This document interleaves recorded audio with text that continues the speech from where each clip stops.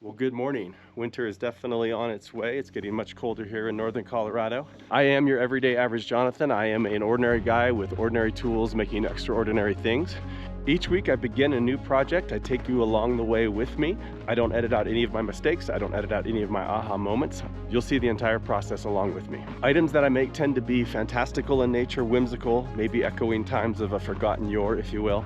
Items like weapons, furniture, implements, structures that I use around my ranch here in Colorado. This week I'm very excited. I'm going to begin to build a commission that I received for a warhammer. I've always wanted to make a warhammer, not the warhammers that you think of when you think of Vikings and Thor or the dwarves of the Lord of the Rings, but a medieval knights or royalties warhammer. It's been something I've been planning to make for a long time. Just so happens that somebody actually requested that I make it for them. So let's get to the shop and get started.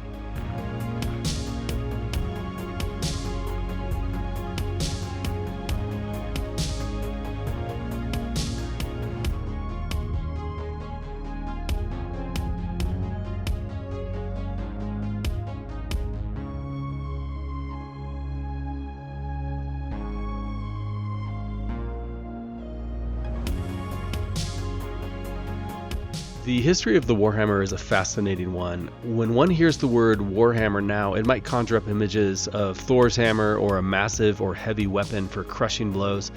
And while there certainly were hammers that were made in that style and for that purpose, most of the time, historically speaking, a Warhammer was a smaller, single-handed weapon specifically made to fight against a heavily armored opponent.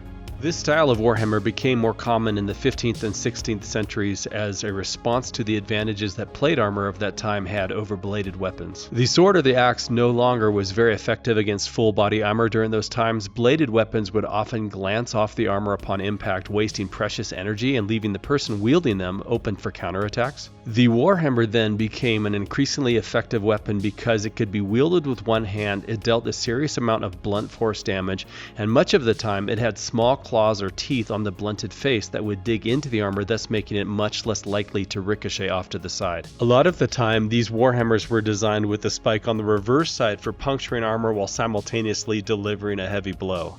I know, gruesome stuff, but like with many implements of war, over time these hammers became pieces of art, items that demonstrated the rank and status of the royals, and even national symbols. I try to start most of my builds with a drawing on graph paper to get an overall sense of the dimensions and the design and any changes that I might be wanting to make along the way. Much of the time I get the metal that I use for my various projects from salvage yards, but in this instance I wanted to get something that was a little bit higher carbon steel. So this is 1080 steel that I bought from a distributor in town. This specific steel was so dense and so strong that it actually broke my chop saw blade, and I had a really difficult time with my portable bandsaw here cutting it to the dimensions that I wanted to, but it ended up getting through.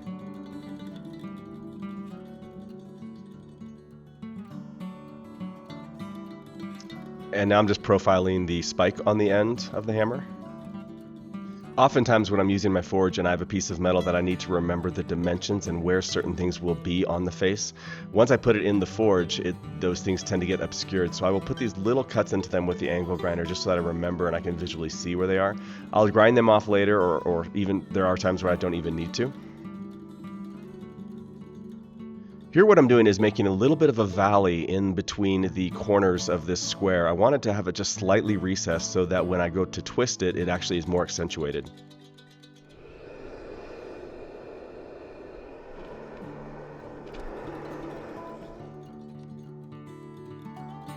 One of the interesting things that happened during this build was my forge does get pretty hot, and that is a very large chunk of iron, but I got it so hot that it actually burnt the metal, which you'll see here a little bit later. And right now I'm just going to go ahead and put my touch mark into it, and as I said, I never edit out my mistakes. Chopped that thing straight off the anvil, had to pick it up and do it over.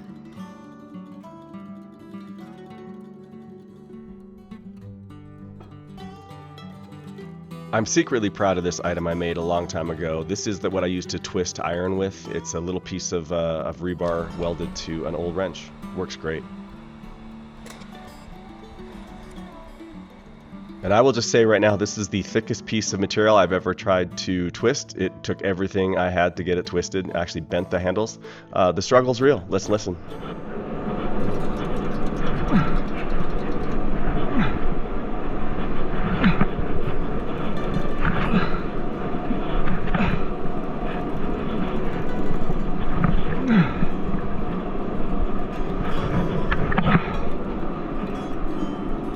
Although I have to say it's a little more enjoyable to listen to when I've sped it up slightly.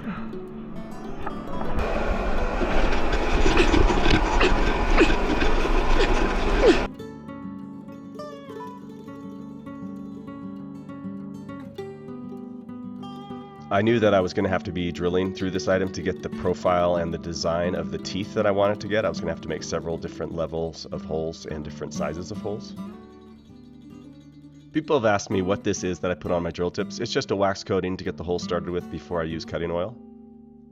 Now, I had forgotten to put on my safety glasses before I started drilling this, and I remember just in time, as after I put them on, I came back and began the drilling, and lo and behold, the heat and the pressure of this particular drill bit into this exploded the actual drill bit.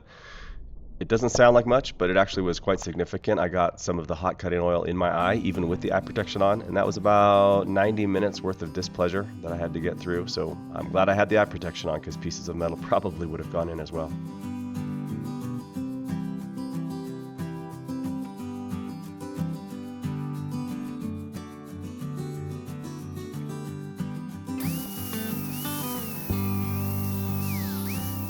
And now I'm profiling the teeth on the end of this. I don't want the teeth to be too sharp. I want them to be sharp enough that they capture into a piece of metal, but not so sharp that they embed and get stuck. I feel like I cheated here a little bit. I've never put a drift or a hole punch through a piece of steel this thick, so I pre-drilled it. Probably isn't the best craftsmanship to do it, but it's how I applied it, and it worked out pretty well in the end. Dropping the camera in 3, 2, 1.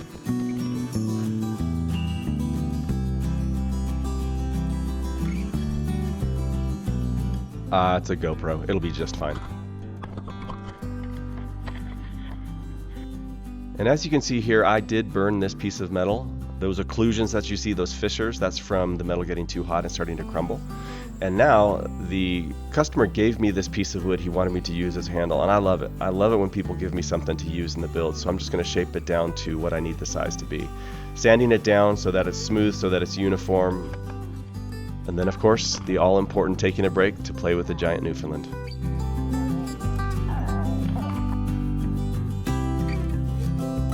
I'm a really big advocate to putting in angles into my creations that aren't simply 45-degree angles. Those router bits that you saw, they're 22.5, they're 33 degrees.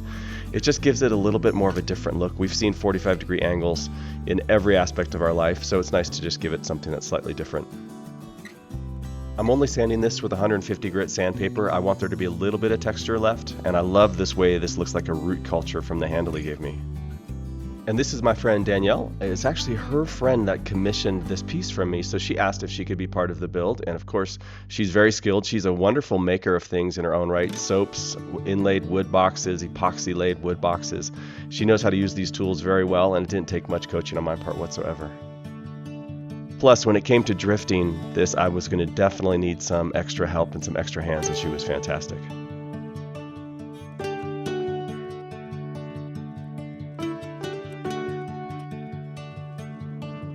And as I mentioned, this is my first time drifting anything of this size. And again, drifting is where you're punching a hole through a piece of material by a chisel or a stake like you're seeing here, and some heavy hammer blows.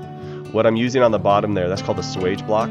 It's probably 80 pounds. It's probably the cheapest swage block I could find. I've been looking for a swage box for many years, and I just end up buying that one from, I think, a place in Pennsylvania who shipped it to me.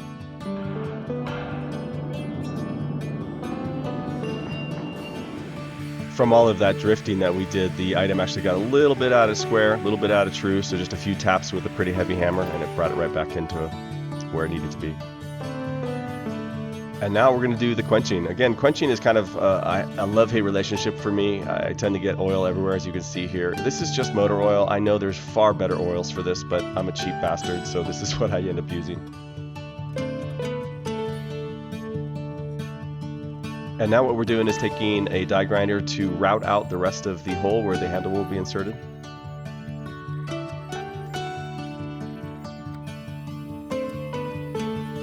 As I've said before, I kind of live on my wire wheels here, so we're just removing the rime and the scale off of it to get a real good look at what it actually is starting to form into.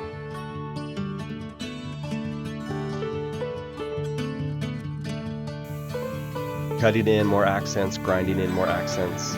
Lots of work on the grinding and lots of work on the sander wheels and the cutters. I did make the head of this from a different piece of material that was slightly bigger. I wanted it to have a more pronounced nose to it, or front end, so now I'm just welding this particular piece onto it, giving it some tack welds, making sure that it lines up, and then I'll get the whole thing welded up.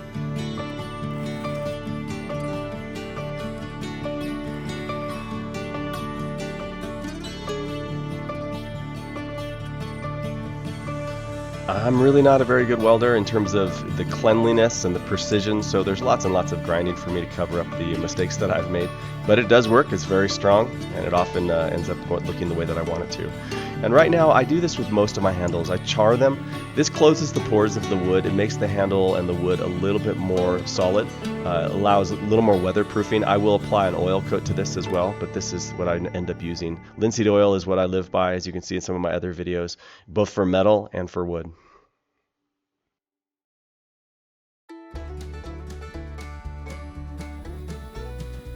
Didn't know if I was going to end up using this strap. I wanted to put something over the head and onto the wood handles to keep it in place. I didn't know if I was going to use it. I didn't know if I was going to like it. I ended up wanting to use it just for the structural stability that it offers. And here's that little deburring tool that I have from Home Depot. Such a great tool. Now I'm etching into the top of the handle the face and the hole dimensions. I have to be honest, this is one of those areas where my impatience as a human being comes back to haunt me sometimes. I really do need to go slow here and measure several times before I cut. This one came out okay. You'll see in a second here that I needed to cut another one anyways.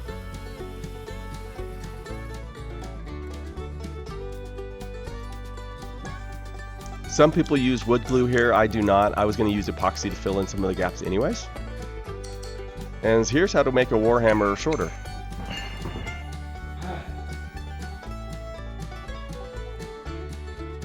Not to worry, I recut it. It lost about 1.5 inches altogether. It looks great.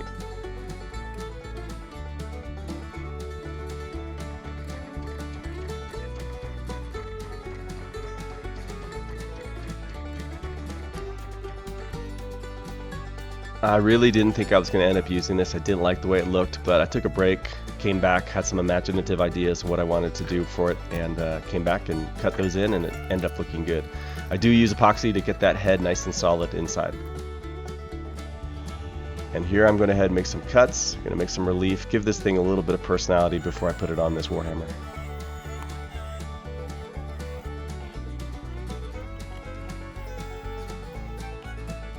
I used 16 penny nails for the rivets here. I wanted something extremely strong, extremely durable to hold it in place. I debated leaving that strap kind of as you see it, but after about 0.3 seconds I decided to form fit it to the handle because it just looks so much better when it's wrapped around and fitted perfectly into that wood.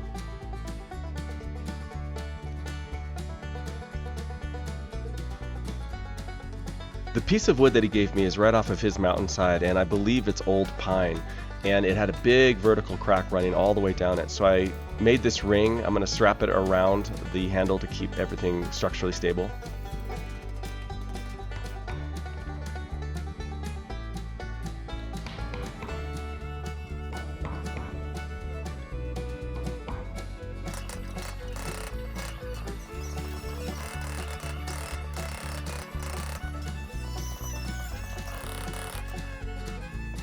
And now I'm just going to weld this thing in place. I believe this is what the ancients did too with their MIG welders.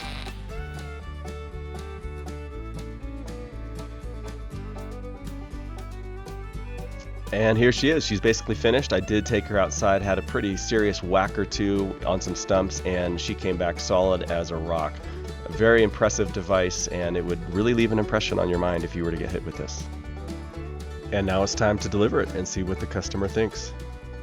All right, without further ado, Josh, come on over. It's presentation is everything. So, all right, here you go. Awesome.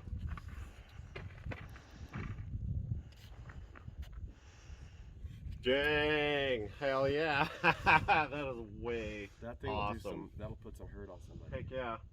and you use the stick. Definitely makes it feel like it's all worth it. And now here is the payment. I don't normally trade or barter, but here is what he paid me with. This ancient, dilapidated, beautiful anvil, which I will lovingly refurbish.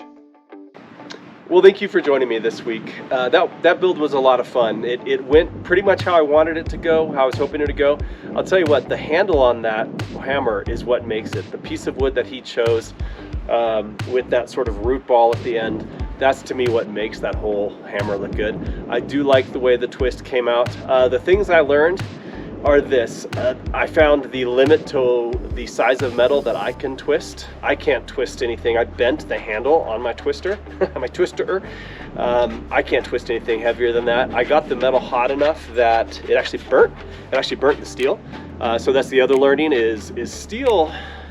Steel's interesting. Even though steel is an alloy of iron and carbon, steel has a lower melting point than iron does. And there's some steels, a mild steel has a melting point of about 1600 degrees. And I'm sure I was close to that. Stainless steel has a melting point of 2700 degrees. That's obviously not stainless. But I was close enough that I can't judge by looking at it anymore. So burnt the steel. I was able to save it. Once steel burns too far, it crumbles. It becomes completely unusable and unsalvageable. So it didn't get to that point, thankfully. The epoxy that I used finally worked well, did what I wanted it to do. I did learn, again, I've made many handles with things that have come straight off of my mountainside or out of the woods. Anytime I do that though, I have to be cognizant that it is not going to be as good as something that you would buy from a mill, an axe handle. The type of wood that has already been dried, it is known to be good, like oak. That was a pine of sorts. Next week, I received another commission from my best friend of all people to build him a leather belt and a ornate bronze belt buckle. He showed me the size and sort of the design roughly. I'm going to put some of my own expression into that. And go ahead and make that for him. It should be a decently quick build, but you never know with casting things. We could cast it several times. Thanks for joining me. Look forward to having you next week. Until then.